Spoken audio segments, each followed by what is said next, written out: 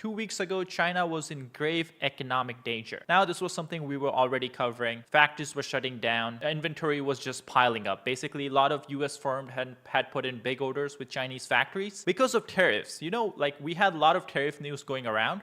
So what these firms were trying to do is they were trying to order a lot and bring it all into the United States so they can get their inventory before tariffs come in.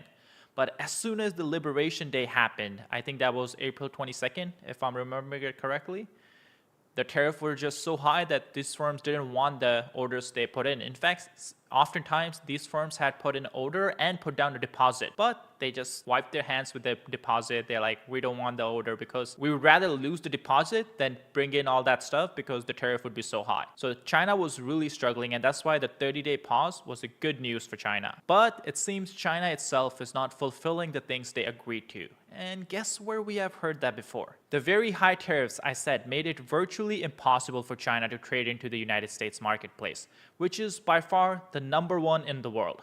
We went into fact cold turkey with China, and it was devastating for them. Many factories closed down, like I said. There was, to put it mildly, civil unrest. I saw what was happening and didn't like it for them. Not for us. I made a fast deal with China in order to save them from what I thought was going to be a very bad situation, and I didn't want to see that happen. Because of this deal, everything quickly stabilized. China got back to business as usual. Everybody was happy. That is good news. The bad news is that China, perhaps not surprisingly to some, has totally violated its agreement with us. So much for being the Mr. Nice Guy. So Trump said this morning, well, we kind of knew this was happening. And the reason I say this is because the lead person, the person who's basically carrying out these negotiations, well, he said it yesterday that there really haven't been no negotiations. Remember, the first negotiations took place in Switzerland, and the whole deal was basically that they will continue talking. That's what happened in Switzerland. Nothing was discussed, nothing was agreed to, except there's going to be a pause in tariff. The tariffs will go down to 10%, and then the countries will basically figure out a long-term deal in this 30-day period. But it seems China is not willing to negotiate any further. So this is what he said in the interview yesterday. Here to talk about all of that and the administration's economic agenda is Treasury Secretary Scott Bessent. Mr. Secretary, thanks for being here. Brett, good evening. Your thoughts on this on-again, off-again judicial tug of war over tariffs? Well, Brett, it seems highly inappropriate for the judiciary to wade in here when the Senate had the opportunity to override the president and didn't. So, in terms of separation of powers, the Senate has chosen not to exercise their powers, and the president absolutely has the right to set the trade agenda for the U.S. This administration is committed to fair trade, and we are striking the best deals for the American people, and anything that the courts do to get in the way, both harms the American people. By the way, this interview is a day old. I think in appeals, the pause on tariff was lifted. There was some lower quote that put a pause on all the tariffs, saying it's unconstitutional, but the appeal courts overturned it. From my knowledge, I do know that president has power to decide foreign policy, but then again, do tariffs qualify as foreign policy or not? I guess Supreme Court has to answer soon. People in terms of trade and in terms of tariff revenue. You're in the middle of very complex negotiations. We've talked to a number of people about how complex. It's like three-dimensional chess in some of these trade deals with different countries. Do these court rulings affect that ongoing back and forth? Brett, we have not seen any of that in terms of our trading partners. They are coming to us in good faith and trying to complete the deals before the 90-day pause ends. So we've seen no change. Now, another thing, I don't know what you guys think about this. Since the courts are getting involved in the tariffs, I wonder if that's going to affect the deal making that's going on behind the scenes, because a lot of countries were very close to deals. That's what we have heard so far. But now that these countries can see that there's a chance that these tariffs would just get struck down, maybe at the very least, I think a lot of the countries will now delay agreeing to anything. change in their attitude in the past 48 hours. As a matter of fact, By the way, if you haven't hit the like button, be sure to do so. We have almost 500 people here. We actually have 500 people now, and we don't even have 100 likes. So if you haven't hit the like button down below, please do so. It really does help us out tremendously. Have a very large Japanese delegation coming to my office first thing tomorrow morning. You know, Peter reported that he's hearing there are 3 deals kind of ready to pop, maybe even this week, next week. Can you confirm that? Is it close on a number of deals? There are a couple of very large deals that are close. A couple of them are more complicated. And as we saw with the president's threat of 50% tariffs last Friday, the EU came to the table very quickly over the weekend. So now we've got the EU in motion also. And what about China, specifically China? Wait, and hold on. Is that true? Law Striker is saying the court said that the Doge is unconstitutional. I don't know if that's entirely true. It obviously started in a different place. How can you characterize those talks now? I would say that they are a bit stalled. I believe that we will be having more talks with them in the next few weeks, and I believe we may at some point have a call between the president and party chair Xi. Well, so hopefully you guys heard that, but I'll go back just because this happened yesterday. This happened yesterday. It's 30th today. This happened on 29th, and he was being very diplomatic. Clearly, Scott Bessent doesn't want to rock the boat, but the deal in Switzerland, where Bessent himself was there for the negotiations, the deal was basically that there will be more talks. But from the reports we've been getting, it seems that the Chinese delegation, the Chinese side, is not agreeing to any more talks now that the U.S. has agreed to a 30-day pause. And that's why here, his first time ever, he made it public that the talks have stalled, but he's hoping that China agrees to something soon. Then after this interview today, Trump was just publicly saying that China is not agreeing to the deal that they agreed to in Switzerland. Or I guess I should phrase that properly. China is not fulfilling the deal that they agreed to. Now, this is nothing new. They did the same thing when they agreed to a deal back in 2020. They agreed to do so many things for the U.S. markets. They agreed to buy so much of our agricultural products.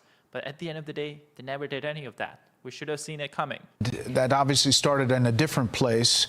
How can you characterize those talks now? I would say that they are... yeah, like Mitchell said, they never follow through on any deal. So that's why we have to be very careful when we do agree to a broader deal later down the line, because I'm pretty sure we will agree to something, but we need like penalties basically. If China doesn't fulfill their part, it shouldn't even be like, oh, we're back to the trade war. It should be like, oh, you have more penalties now. A bit stalled. I believe that we will be having more talks with them in the next few weeks, and I believe we may at some point have a call between the president and party chair Xi. So stalled. Now, another thing we should talk about here is this is the same tactic China did last time. Yeah, Xi is really in charge, John. I'm pretty sure Xi is in charge, at least as of now. But last time what China did with negotiations is they would just delay. The trade tariff war in the first Trump administration started in 2018, and we did not have a deal until early 2020. Basically, at the end of the Trump term, that's when they agreed to a deal. So they had an easy chance of not fulfilling it. They were really hoping that Biden comes in or whoever comes in, they would just take away the tariffs. That didn't happen, but they were still able to get away with breaking a lot of promises they made. And they're trying to do the same thing. This is the Chinese tactic where they just want to delay, and they don't want to basically agree to a deal very quickly because they know they can hopefully play the next guy. But Trump has learned from his first term. So what Trump is trying to do is he's really trying to push for a deal quickly. And on top of that, he's really trying to push for a meeting between Xi and Trump. So the leaders can just figure out some kind of deal, or the leaders can at least agree to something right away. But of course, Xi Jinping is not, that's not something Xi Jinping is agreeing to, at least as of now. There was a time when the president thought that it was moving forward pretty significantly. Again, I think that given the magnitude of the talks, given the complexity, that this is going to require both leaders to weigh in with each other. They have a very good relationship, and I am confident that the Chinese will come to the table when President Trump makes his preferences known. All right, so let me go from tariffs to budget and tax policy as the Senate now takes on the president's so-called big, beautiful bill. Here's Goldman Sachs weighing in on where the debt stands. So this is something we'll talk about a little bit later in the stream too. The bond markets are going up again, or I guess crashing again. The bond yields are going up, which is definitely not a good news for the government, because especially bad news in this year, because we have roughly 1/3 of our debt coming up for refinancing. So roughly $9 trillion that we have to refinance in the next 12 months. So if the bond yield keep going up, that means our interest payments are going to be even bigger, which in fact they're already huge. I think it's bigger than the military spending we do every year, but it's about to get even bigger if it doesn't come down. Which, if I was a betting man, I don't think the bond yields are coming down too much. They might come down a little bit, but it's probably going to be pretty high. We now have a big U.S. budget debate. And so while all the attention was on tariffs, I think the attention rightly is shifting, certainly in the bond market, to the U.S. budget debate and the fiscal picture, which I would characterize as somewhat concerning. I think that we're going to run larger deficits pretty clearly, as far as the eye can see, and we're going to have more U.S. Treasury borrowing. So I think the big risk on the macro right now is actually not so much tariffs. John Waldron, obviously Goldman Sachs. Your thoughts on that and that concern? I would disagree with John. And the tariffs are not separate from the budget, because while we will not be able to score tariff income for the CBO scoring that we'll see as the bills come out of the, or as the bill comes out of the Senate, we are taking in a substantial amount of tariff income. So, they are not separated. And I'm not sure exactly what John meant, because I believe that the deficit will be smaller this year than it was last year. It will be smaller next year than it is this year. So we will be running deficits.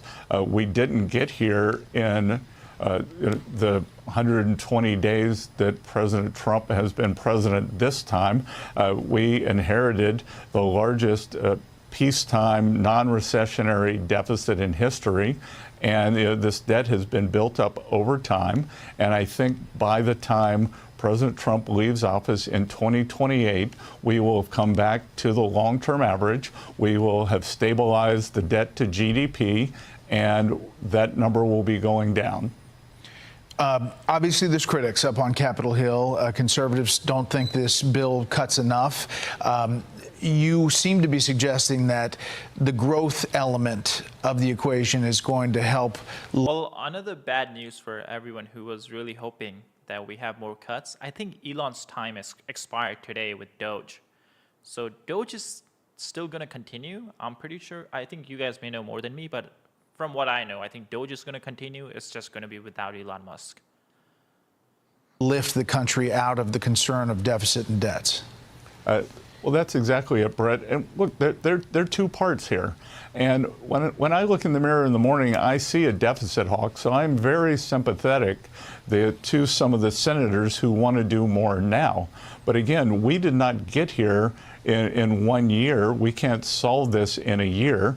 We are going to land this plane well for the economy, for the American people, and that is going to be done through a combination of restraining and cutting spending and growing the economy, because too big of cuts and the economy would slow down. So, nobody wants that. And then, of course, the ultimate calamity, Brett, would be for nothing to happen and for us to have the biggest tax increase in U.S. history, which would kill growth and balloon the deficit even beyond the Biden years. Elon Musk is officially leaving his special. Oh yeah, we'll watch his last presser a little bit later in the stream. Let's see what happens with Doge. And I'm pretty sure from what I saw some clips, Elon's a little disappointed about the new bill because it does add to the deficit a little bit. Kinda. Also, another thing he's pissed about is a lot of the Doge cuts have not been codified yet. Hopefully that happens in the future. Special government employee status. It was set to come to an end as he leaves. Doge is looking at about $175 billion of cuts that they've found, and the administration is going to send forward, we're told, a $9.4 billion Doge cut package to Congress next week. And it's trying to make good on promises to slash government spending. However, obviously, that's well short of what was projected and what was talked about at the beginning. How do you characterize that as Musk leaves and where Doge is right now? Obviously, it's not finished all of its work. Look, I think Elon came in and in 100 days did some very important work.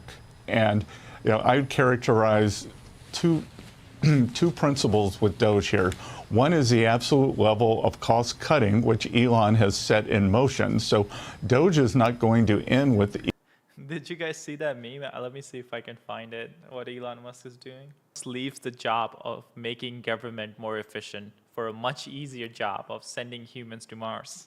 That's what you were talking about, Mitchell. Elon's like, this government stuff, especially cutting deficit, it's extremely hard. Especially when you have to play politics, because I guess that's the U.S. system does have a lot of pros, but you also have to mic volume a little low. I'll speak louder. Yeah, this mic is a little bit low, but I'll just speak louder. But with politics, midterms and stuff, it's very hard to make hard decisions when you're so dependent on winning the votes.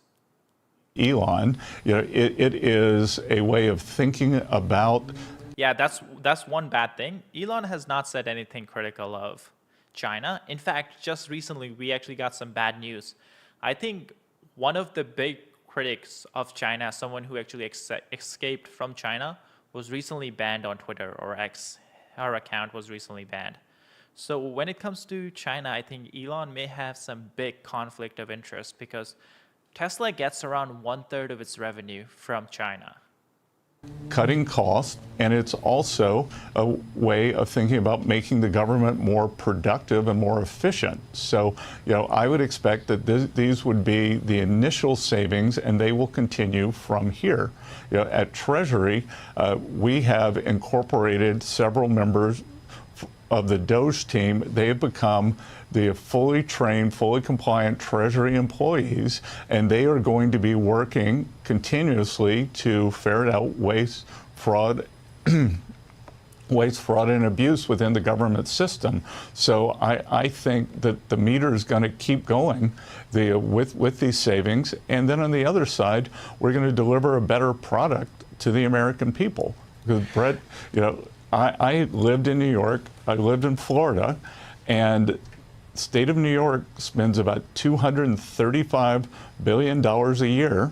State of New York spends about $235 billion a year. State of Florida spends about $125 billion. Both states have approximately the same number of people, but Florida doesn't have an income tax. And I can tell you, having lived in both, it's better not to have an income tax, and Florida gives better services. So we want the U.S. to be more like Florida, less like New York.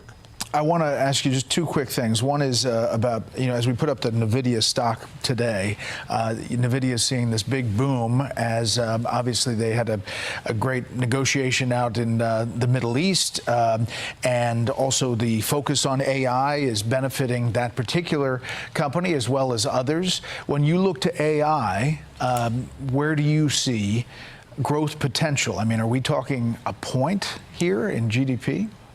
Well, I've seen estimates that the AI spending is driving U.S. GDP by up to 1%.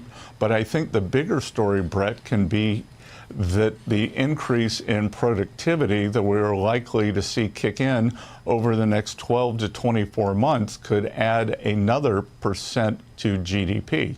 So I mean, the biggest problem is what the banner says. I'm sure a lot of people are worried about what's going to happen to their job with AI. Saw that in the mid-90s as probably 10 or 15 years of IT spending finally kicked in and became productivity growth, just as we're seeing this massive AI spending that is the construction portion is adding to GDP. I don't know. Sometimes I just smile for no reason. Usually on uncomfortable topics like the job security. I think within the next 12 or 24 months, we will see a big productivity jump that will also add to GDP. Well, that'd be fascinating. We'll watch it all. Mr. Secretary, we appreciate the time. Good. Always good to see you, Brett. But for everyone who's just joining in, this is what Trump said this morning. China was suffering very badly when the trade war started after Liberation Day, and Trump kind of helped them out with the trade deal. The trade deal was basically a 30-day pause on all the retaliatory tariffs, and there would hopefully be more negotiations, then we can agree on a long-term deal. But unfortunately, as you guys can see from this last line, China, not surprisingly, has violated its agreement with the United States. So hopefully after this tweet, after this statement, China agrees to negotiate more. If it doesn't, let's see what happens. Nasty Peter, you haven't noticed that. You've had a charmed life, right? You tell me. Very charmed. I think you've had a charmed life. I think what I'll do, if you don't mind, numbers have just come out which are rather extraordinary, and I thought I'd play a tape of one of the people who I've respected over the years, from Joe Kiernan and Rick Santelli. This just came out, and we'll just play that for a second. Personal income is up 0.8%. That is almost triple the expectations. Yeah, I'll tell you that the income numbers, really, for the first 4 months of the year, they're stellar. They're really stellar. I mean, I could go back and look at the first 4 months of many different years. Really very strong numbers, and you're right. This administration is criticized for just about everything under the sun. I've never, ever in my lifetime had glimpses into the politics of an administration in the form of transparency like this one. Why don't we be, give credit where credit is due? Income really shooting up. Rick, I also thought By the way, we have almost 600 people, but we have around 200 likes. Let's see if we can try to get to 300 likes. If you haven't hit the like button, please consider doing so. It really does help us out. everybody was going to get one last order of imports that were going to be tariffed, and they were loading up on things. How the hell they already fix the trade, or not fix it, but to cut it in half? That's crazy. So there wasn't a lot of front loading of things that they needed before the tariffs hit? Yeah, I'll tell you what, it really does call into question some of the conventional wisdoms. And, it's going to be interesting to see what happens next month when we get this number, or we see some of the other numbers like current account, see how they fared. Because I don't know, I've been watching these numbers a long time. I don't think I've ever seen the trade deficit cut in half in 1 month. Not bad. Right? Not bad. Come on, guys.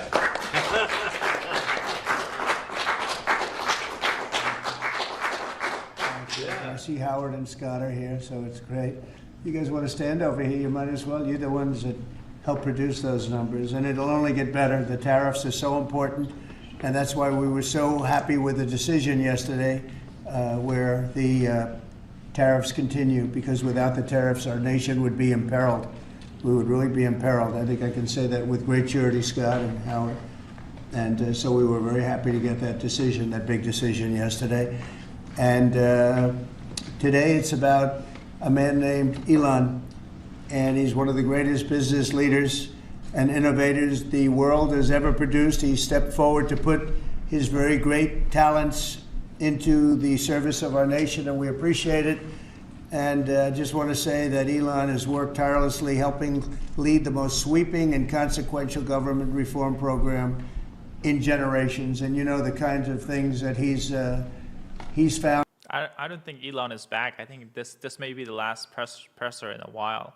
I don't know the laws around like special government employees. Maybe he can restart another 100 days at the end of the term. Let's see. That his people have found. He's brought a group of very smart people in, and they found things that are pretty unbelievable.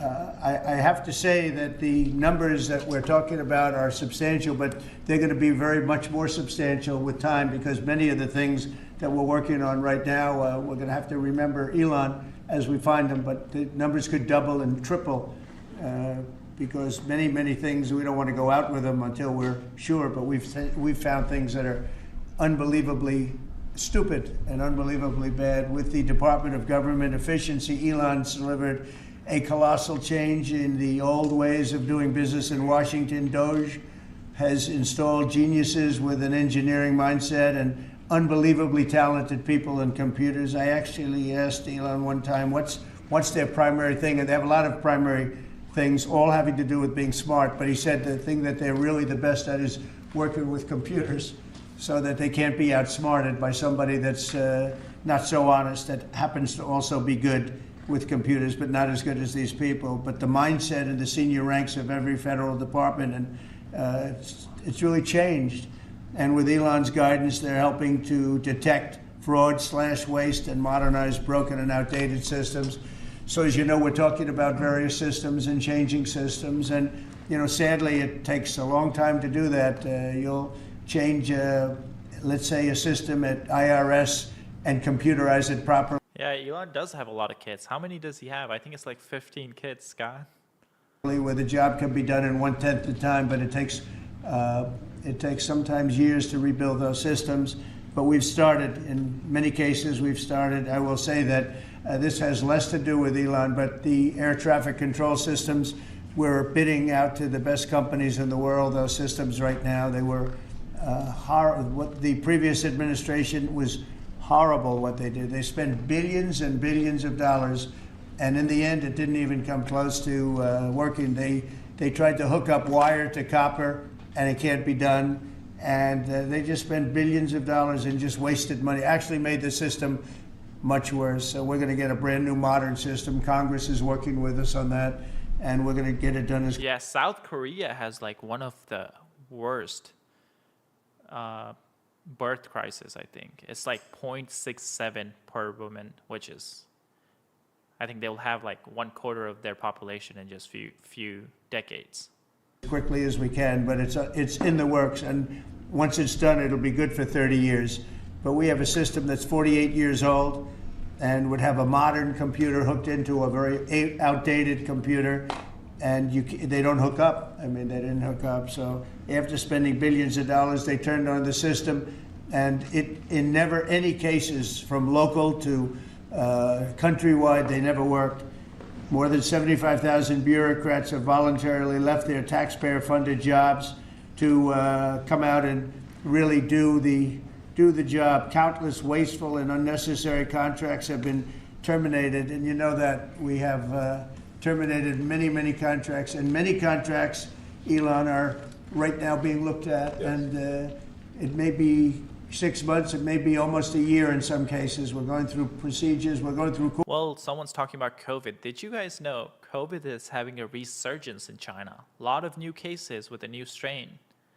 A lot of new cases. It's not as bad as the first time, but it's never good news when China has COVID popping up again.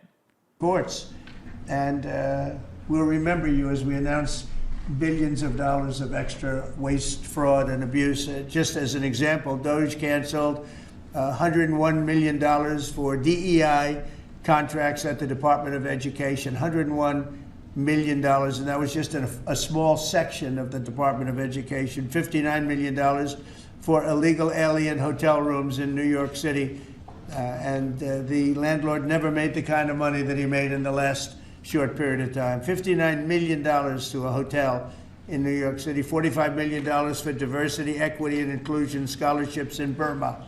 The 400 million video is still up. Savvy State. That's a cool name.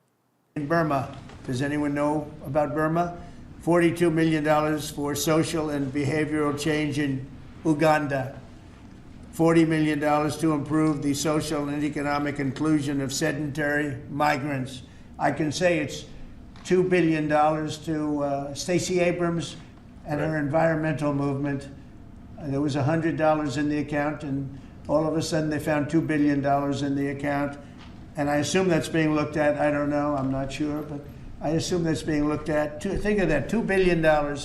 And then Lee will tell you there's another one over there for $20 billion. Oh, wait. You know, he's listing out all these stuff.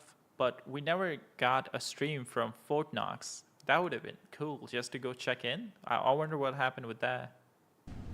Being spent on another environmental question. 20 billion, not 20 million, a lot, not 200,000, which is a lot. So think of it in her case, you have $100, and now all of a sudden she gets hit with an infusion of $2 billion just before I take office. $20 million for Arab Sesame Street in the Middle East. Nobody knows what that's all about. Nobody's been able to find it. $8 million for making mice transgender. So they spent $8 million on making mice transgender. And those are better than many of the others. I could sit here all day and read things just like that, but we have other things to do. So it's much, much more than just that. We're totally committed to making the Doge cuts permanent and stopping much more of the waste in the months to come. We want to get our great, big, beautiful bill finished and done. After that, we put some of this into the bill, but most of it's going to come later. We're going to have it cauterized by Congress, affirmed by Congress. But it's I'm trying to get to where they do the Q&A, the press thing. Leaders in the world with slings and the I think the Doge very special that I give to very special people. I have given it to some, but it goes to very special people, and I thought I'd give it to Elon as a presentation from our country. Thank you. Thank you, Elon. Thank you. Take care of yourself. Thank you. You see the luck. The luck of this is amazing. That's right. Large luck. Well, let me say perhaps a few words that this is not the end of Doge, but really the beginning. My time as a special government employee necessarily had to end. It was a limited time thing. It's 134 days, I believe, which ends in a few days. So, so that it comes with a time limit. But the Doge team will only grow stronger over time. The Doge influence will only grow stronger. It's I'd liken it to sort of Buddhism. It's like a way of life. So it is permeating throughout the government, and I'm confident that over time we will see $1 trillion of savings and a reduction in $1 trillion of waste and fraud reduction. The calculations of the Doge team thus far, in terms of an FY25 to FY26 delta, are over 160 billion, and that's climbing. We expect that number will probably go over 200 billion soon. So I think the Doge team is doing an incredible job. They're going to continue doing an incredible job, and I'll continue to be visiting here and be a friend and advisor to the president. And I look forward to times being back in this amazing room. By the way, isn't this incredible? Look at this incredible. It's stunning. I think the way that the Oval Office, how the president has just completely redone the Oval Office is beautiful. I love the gold on the ceiling. Thank you. It's pretty nice. Yeah. That's been there a long time. That was plaster. Nobody ever really saw it. They didn't know the eagle was up there, and we highlighted. It's essentially it's a landmark, a great landmark, and that's 24 karat gold, and everybody loved it. And now they all see it when they come in. So it's been good. The Oval Office finally has the majesty that it deserves, thanks to the president. So I look forward to continuing to be a friend and advisor to the president, continuing to support the Doge team, and we are relentlessly pursuing $8 trillion in waste and fraud reductions, which will benefit the American taxpayer. So that's it, really. Thank you, Mr. President. Thank you. Right. Great job. I wonder if they do Q&A. Thank you, President Trump. The president mentioned that you had to deal with all the slings and arrows during your time at Doge. There's this. Some of the people, some of the media organizations in this room were the slingers. Well, so there is a New York Times report today that accuses you of blurring the line between. Is the New York Times, is that the same publication that got a Pulitzer Prize for false reporting on the Russiagate? Is it the same organization? I got to check my Pulitzer counter. It is. I think the judge just ruled against the New York Times for their lies about the Russiagate hoax, and that they might have to give back that Pulitzer Prize. That New York Times. Let's move on. Okay, then Next President question. Trump, I got one for President Trump. So President Trump, Biden aides who used to work here are in talks with Republicans in Congress to go and testify about what they did or didn't do to possibly. I want to get to where he talks about China. Give me 1 sec.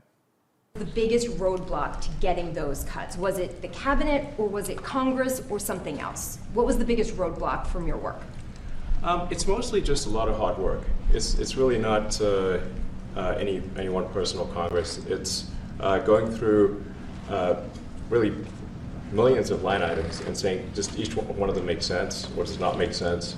Obviously, at times when you cut expenses, those who are receiving the money, whether they're receiving that money legitimately or not, they do complain. And you're not going to hear someone confessing that they received money inappropriately. Never. They're going to always say that they received money appropriately for an important cause. Naturally, that's what you'd expect. So we just have to. It's just a lot of work going through the vast expenses of the federal government and just really asking questions.